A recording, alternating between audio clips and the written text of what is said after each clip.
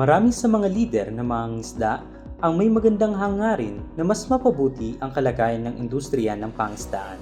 At iilan lamang sa kanila ang nabibigyang pugay sa kanilang walang sawang pagtugon at pagbibigay kontribusyon sa pagbubuo ng isang bansang may seguridad at sapat na pagkukunan ng pagkain.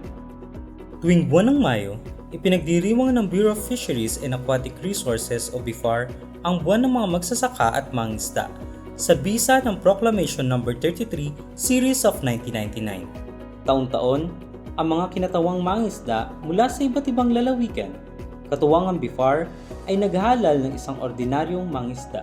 Ito ay upang gumanap at manungkulan bilang isang mangingisdang direktor sa loob ng isang buwan.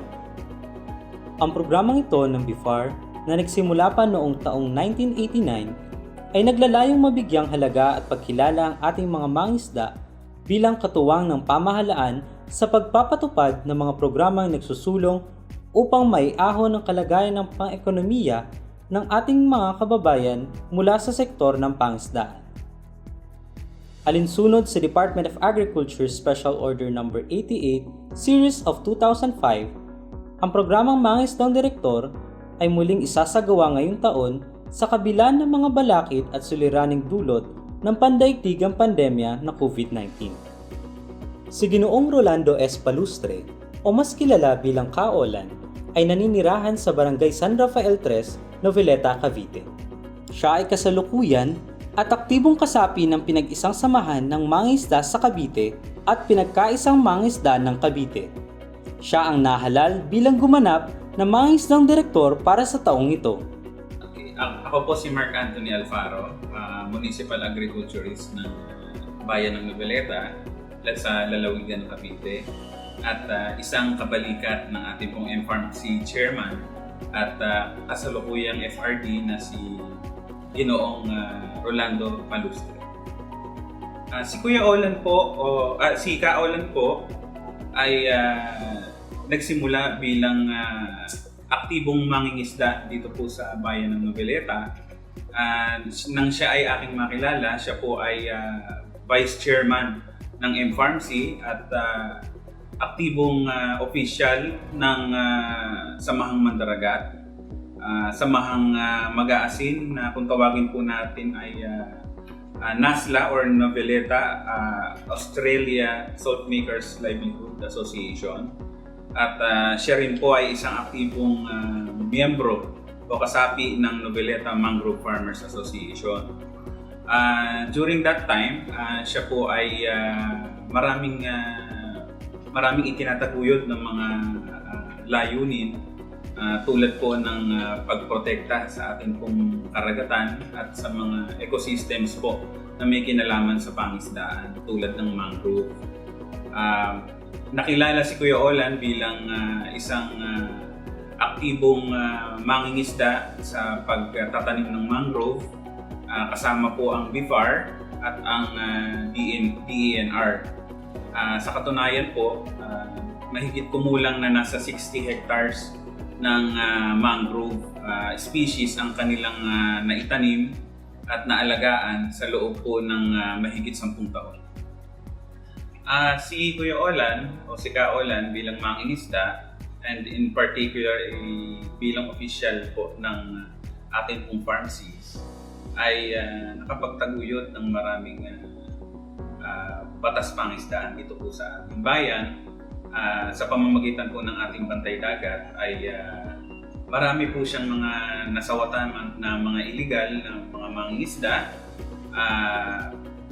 Hanggang ngayon po ay pinaglalaban niya pa rin po ang equal rights ng ating pong maliliit na mangingisda laban po dun sa encroachment ng mga commercial fishermen o ng mga commercial fishing boats sa ating pong municipal waters. Sa naman po sa pangangalaga po ng mga marine ecosystems ay patuloy pa rin naman po na ang pagbabantay at saka yung pag-maintain ng ating pong mga mangrove reforestation and rehabilitation projects dito po sa ating bayan. Yung mga tinanim po ng mga organizations, sa mga NGOs, ng BIFAR at saka ng DNR ay patuloy pa rin po yung kanya pong pagbabantay at pagtataguyod ng ating mangrove. Nitong ika-10 ng Mayo 2021 ay ginanap ang pagtatalaga at paggagawad ng susi kay Ka-Olan bilang tanda ng pagsasalin ng responsibilidad at pagsisimula ng panunungkulan niya bilang panrehiyong mangingisdang direktor. Noon ding araw na iyon ay sinimulan na ang kanyang mga opisyal na gawain. Kaakibat ng tungkulin ng isang mangingisdang direktor ang kilalanin at maunawa ang lubos ang ahensyang kanyang ginagalawan. Kung kaya, isinagawa ang pag-ikot at pagpapakilala sa buong regional office upang maging pamilyar sa mga pasilidad, unit, section at division ng ahensya. Una niyang dinalaw ang Fisheries Production and Support Services Division sa pangunguna ng noon ay hepe ng naturang dibisyon na si Binibining Josephine T. de la Vega na nagbahagi ng mga programa at gawain na nakapaloob sa naturang tanggapan. Nagkaroon rin siya ng pagkakataon na malibot ang mga breeding facility ng ahensya.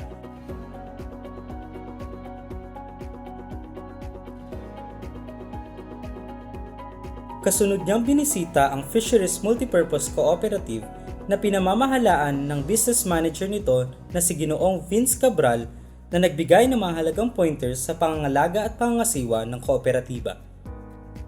Kasunod rin niyan, binisita ang Fisheries Management Regulatory and Enforcement Division na pinangungunahan ni Dr. Sonia O. Elioso, kung saan nagkaroon ng maikling oryentasyon sa kasalukuyang programa at aktibidad ng FMRED. Pagkatapos nito, nagtungo naman si Ka-Olan sa Regional Fisheries Laboratory Division, kung saan ibinahagi ni Binibining Ligaya P. Cabrera ang ilang kaalaman at kahalagahan ng operasyon ng kanilang tanggapan.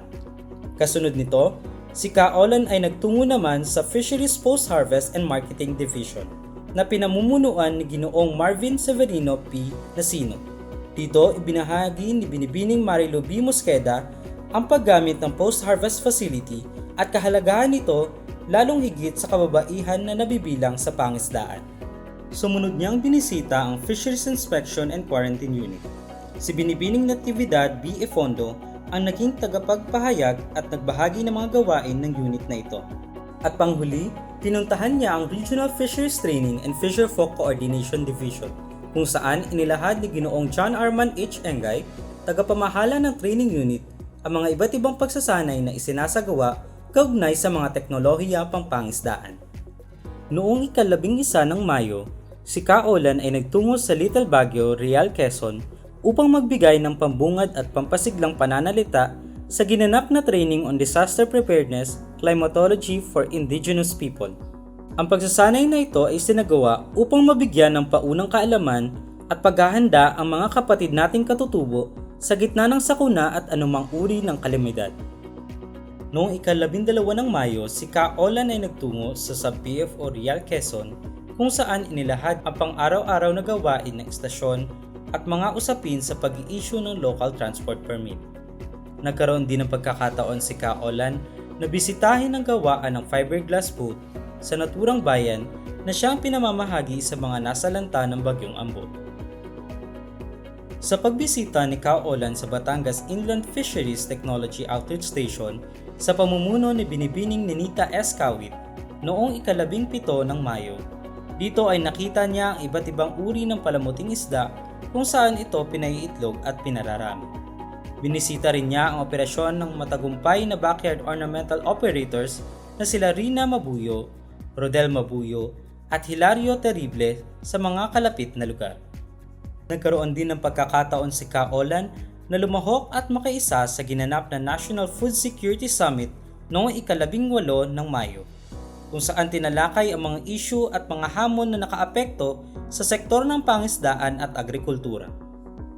Muling pinagpatuloy ni Ka-Olan ang paglibot sa mga unit at dibisyon sa regional office noong ika-19 ng Mayo. Pinasyalan niya ang Administrative and Finance Division kung saan ang dating hepe ng dibisyon na si Ginoong Ricardo B. Cachuela Jr. ang nagbahagi patungkol sa mga layunin, gawain at tungkulin ng dibisyon. Agarang sinunod ang Budget Office sa pangunguna ni Ginoong Richard O. Escudero, Records Office sa pangunguna ni Binibining Rosana S. Baldovino, at Human Resource Management Office sa pangunguna ni Binibining Melanie G. Briones. Sa Accounting Office sa pangunguna ni Binibining Juliet S. Bumanglag, Cashier Office sa pangunguna ni Binibining Lorena G. Magda, Property Office sa pangunguna ni Binibining Hermosa G. Ramirez, at General Services Office sa pangunguna ni Binibining Shari May C. Goli Cruz. Nagtungo din si Ka Olan sa Commission on Audit Office kung saan nakilala niya ang noon ay nakatalaga sa tanggapan na si Binibining Jean Monique C. Oabel, Audit Team Leader ng Special Audit Team. Noong ika-20 ng Mayo, nagbigay ng pampasiglang mensahe si Ka Olan sa ginanap na Fish Warden Training sa Field Agriculture Extension Service Office of the Provincial Agriculturist sa Santa Cruz, Laguna, kung saan sa kanyang mensahe ay hinimok niya na kailangan ng pagtutulungan upang mabigyan ng solusyon ang mga isyu na nais ilapit sa pamahalaan at iba pang bagay na magsisilbing katuwang nila tungo sa isang masaganang pangisdaan. Sa gabay ni Binibining Emiliana C. Casbadillo, Provincial Fishery Officer ng Laguna, binisita rin ni Ka Olan ng Community Fish Landing Center sa bayan ng Lumban at Bay, kung saan ang mga fisherfolk at mga kawani ng tanggapan ng pambayang agrikultor ng mga nasabing bayan ay nagbahagi ng kanilang karanasan at pamamaraan ng pamamalakad sa CFLC. Nagkaroon din ng pagkakataon si Ka Olan na bumisita sa Freshwater Demonstration Fish Farm, kung saan nakita niya ang pasilidad ng istasyon sa pagpaparami ng produksyon ng tilapia. Kasunod na binisita ni Ka Olan ang Community Fish Landing Center ng Tansa at Naik noong ika-21 ng Mayo, kung saan inilam niya ang mga ginagawang pagsubaybay sa operasyon ng mga nasabing landing center. Bumisita rin si Ka Olan sa PFO Cavite na pinangungunahan ni Binibining Soledad M. Cahulis, kung saan pinakilala siya sa mga tauhan sa nasabing tanggapan. Pagdating naman sa Fisheries Inspection and Quarantine Unit sa Sangli Point, binahagi ni Ginoong Joel L. Gutierrez ang proseso ng operasyon at kung paano sinasagawa ang pag-inspeksyon at pagkilala sa mga dumating na mga isda mula sa iba't ibang lalawigan. Noong ika-25 ng Mayo, bumisita din si Ka Olan sa tanggapan ng PFO Quezon sa pamumuno na Ginoong Alan U. Castillo. Una niyang binisita ang CFLC na Sariaya, Quezon, pagkatapos ay binisita din niya ang Padre Burgos Mariculture Zone. Mula sa Padre Burgos, nagtungo naman siya sa Unisan Multispecies Finfish Hatchery, kung saan nalaman niya na layo nito ang pagbibigay ng similya ng bangus para sa mga nais na magpalaki at mag-alaga nito sa nasabing lugar.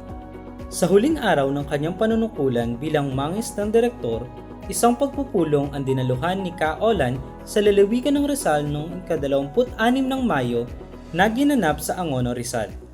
Kasamang dumalo ni Ka Olan ang tagapamahala ng Provincial Fishery Office ng Rizal na si Ginoong Domingo L. Torres. Bumati at nagpahayag ng pakikisa si Ka Olan para sa mga proyekto at programa ng Integrated Farm Sea sa lalawigan. At upang formal na tapusin ang kanyang pagganap bilang panrehiyong mangisdang direktor ng Calabarzon, isinagawa ang culminating activity noong ika-14 ng Hunyo 2021 sa BIFAR 4A RFT FCD Training Hall, kung saan formal na ibinalik ni Ka Olan ang susi kay Regional Director Sammy A. Malvas bilang tanda ng pagsasalin ng responsibilidad bilang mangisdang direktor. Naging tampok sa aktibidad ng pagbabahagi ni Ka Olan ng kanyang mga obserbasyon at rekomendasyon sa BIFAR 4A upang mabigyang tuon ang pangangailangan ng bawat opisina sa ilalim ng kawanihan at pagtibayin ang pakikipag-ugnayan ng ahensya sa mga tao sa ilalim ng sektor ng pangisdaan. Para po kay Kuya Olan, ako po bilang Municipal Agriculturist, sa ngalan po ng amin pong punong bayan na si Mayor Dino Reyes Chua at kanyang Vice Mayor na si Arlene Torres at sa mga sangguniang bayan, kami po ay proud at pinagmamalaki po namin ang aming homegrown na fisher folk na si FRD Rolando Espalustre sa kanyang pong achievement. Ano po? Kami po ay umaasa na sa pag-upo po ni Kuya Olan bilang FRD ay marami pa po siyang matulungan ng mga fisher folk sa iba't ibang dako po ng ating rehiyon. Kuya Olan, we are very proud of you. Tunay na kahanga-hanga ang pinakita mong dedikasyon, Ka Olan, sa iyong kapwa mangingisda. Saludo kami sa iyo!